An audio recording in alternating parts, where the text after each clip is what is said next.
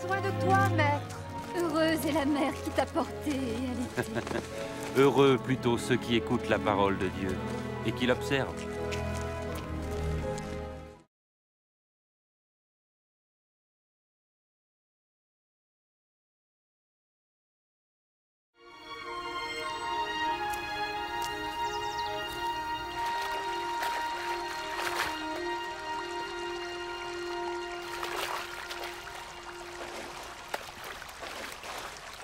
Apprends-nous à prier, comme Jean l'a appris à ses disciples.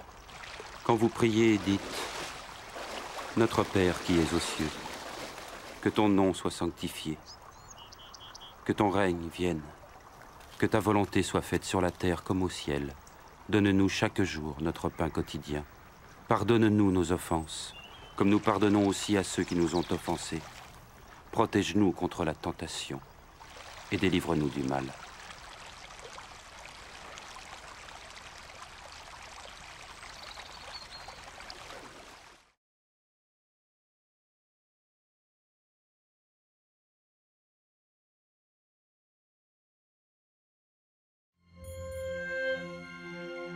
Dans les Saintes Écritures, Dieu déclare que le Messie viendrait pour être le sauveur du monde. La vie de Jésus prouve qu'il est bien celui dont les prophètes avaient parlé. Ésaïe a prophétisé que la Vierge deviendrait enceinte et qu'elle enfanterait un fils. Des siècles plus tard, la naissance de Jésus accomplissait cette prophétie.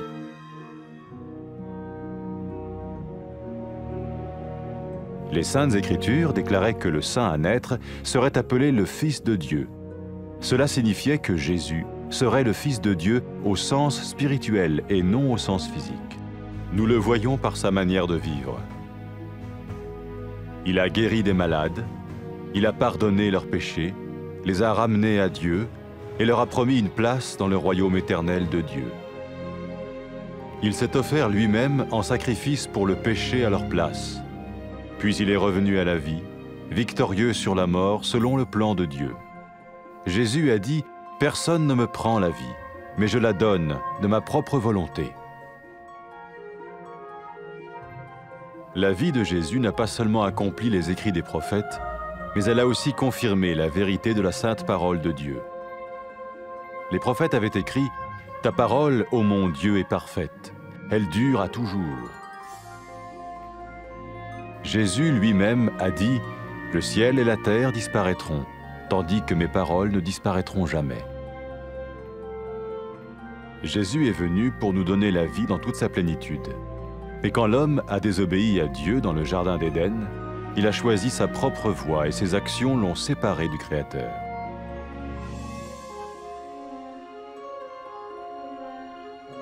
Les Saintes Écritures déclarent que tous ont péché et que le salaire que paye le péché, c'est la mort.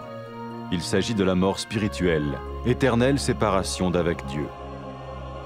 Mais tout comme Dieu a donné un bélier pour qu'il meure à la place du fils d'Abraham, ainsi il a envoyé Jésus, le Messie, mourir à notre place. Sa vie, sa mort et sa résurrection restaurent la relation entre Dieu et tous ceux qui mettent leur confiance en lui. Maintenant, non seulement Jésus pardonne les péchés de ceux qui le suivent, mais il les sauve aussi du jugement éternel de Dieu. Ils sont sûrs d'aller au paradis et de vivre avec lui pour toujours. C'est cette vie et cette liberté de la culpabilité et du pouvoir du péché que Jésus offre à chacun aujourd'hui. Cela ne veut pas dire suivre une religion, mais choisir d'avoir foi en Jésus qui dit « Je me tiens à la porte et je frappe. Si quelqu'un entend ma voix et ouvre la porte, j'entrerai chez lui. » Cela veut dire se tourner vers Dieu et croire que Jésus vient dans nos vies pardonner nos péchés et nous rendre tels qu'il veut que nous soyons. Il ne suffit pas d'approuver intellectuellement ce qu'il dit, ni de vivre une expérience émotionnelle. Nous le recevons par grâce, au moyen de la foi, par un acte de notre volonté.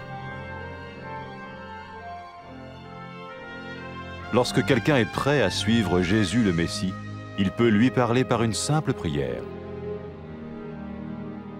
Peut-être êtes-vous prêt maintenant à ouvrir votre vie à Dieu. Si oui, vous pouvez vous joindre à la prière suivante, silencieusement. dans votre cœur.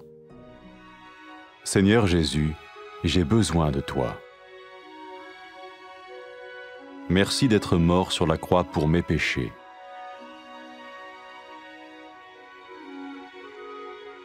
Je confesse mes péchés et je m'en repens.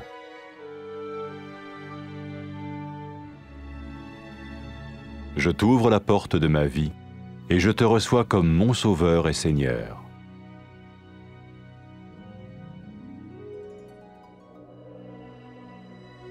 Merci de me pardonner mes péchés et de me donner la vie éternelle.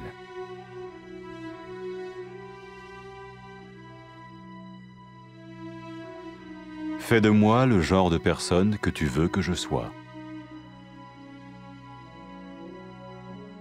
Maintenant que je deviens l'un de ceux qui te suivent. Amen.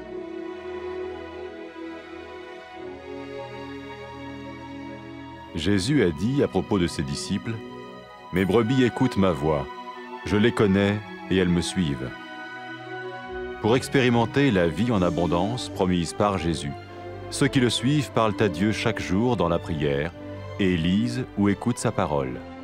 Ils parlent de lui à d'autres personnes et rencontrent régulièrement ceux qui l'aiment et le suivent. N'oubliez pas sa merveilleuse promesse. Tout pouvoir m'a été donné dans le ciel et sur la terre. Et sachez-le, je vais être avec vous tous les jours, jusqu'à la fin du monde.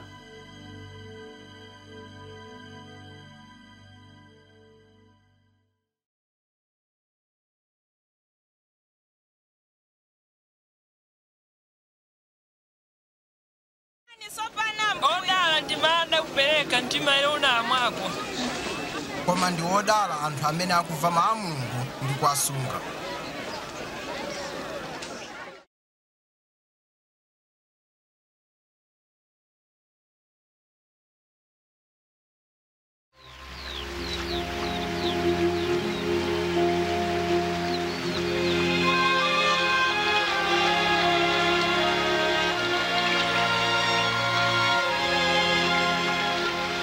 Tiphunzitseni kupemphera monganso Yohane M'batizi anaphunzitsa ophunzira ake.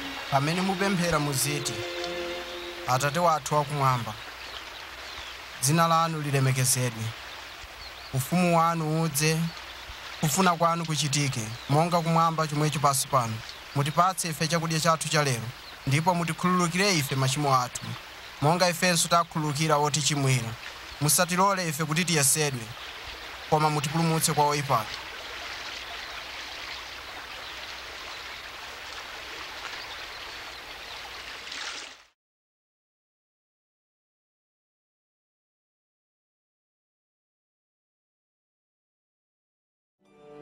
Kalekale aneneri analemba m'malemba kuti Mulungu adzatumiza Mesiya kuti adzapulumutse ochimwa ndi kuwayanjanitsa ndi Mulungu.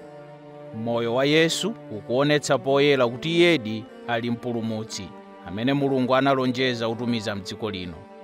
Mneneri Yesaya analemba, namwali adzayima ndipo adzabala mwana wamwamuna, ndipo zinachitikadi.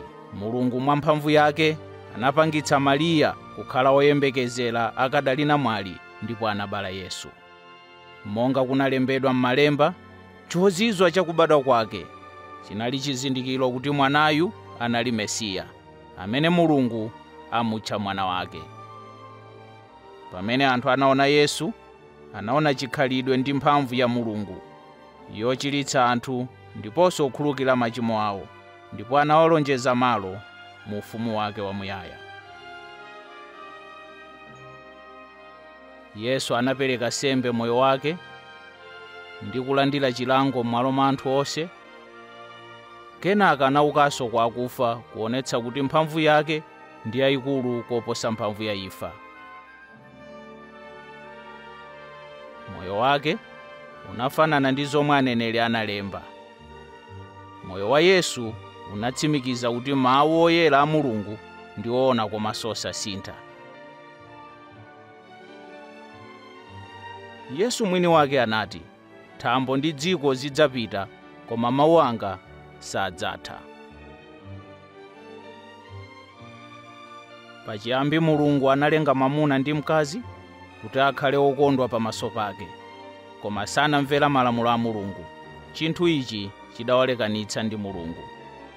M'Malemba zalembedwa kuti anthu onse anachimwa, ndipo zotsatira za uchimo ndi imfa.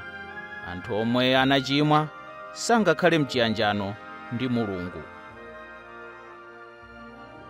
Koma monga momwe Mulungu anapereka mwana wankhosa kufa m'malo mwa mwana wa Abrahamu, momwemonso anatumiza Yesu Mesiya kudzafa m'malo mwa adzukulu a Adamu.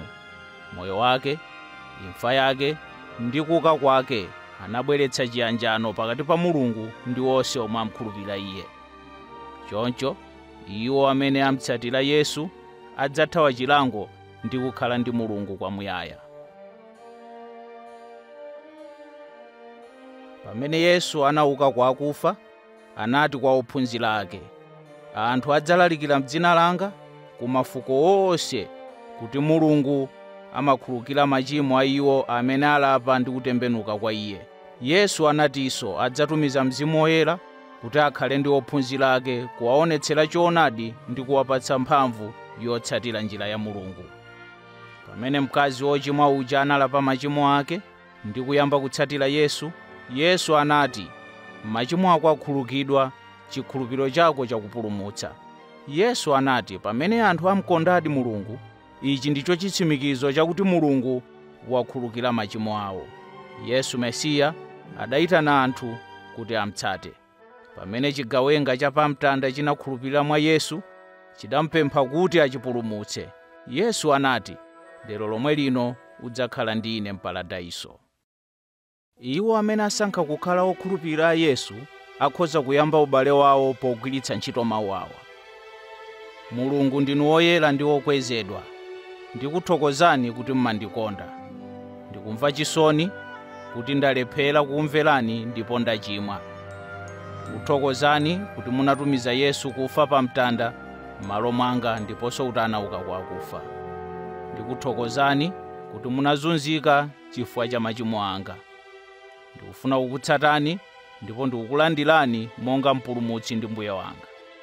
Ndikuthokozani kuti mwakhululukira machimo anga ndipo mwatsegula njira kuti ine ndikhale ndi inu ku nthawi zonse.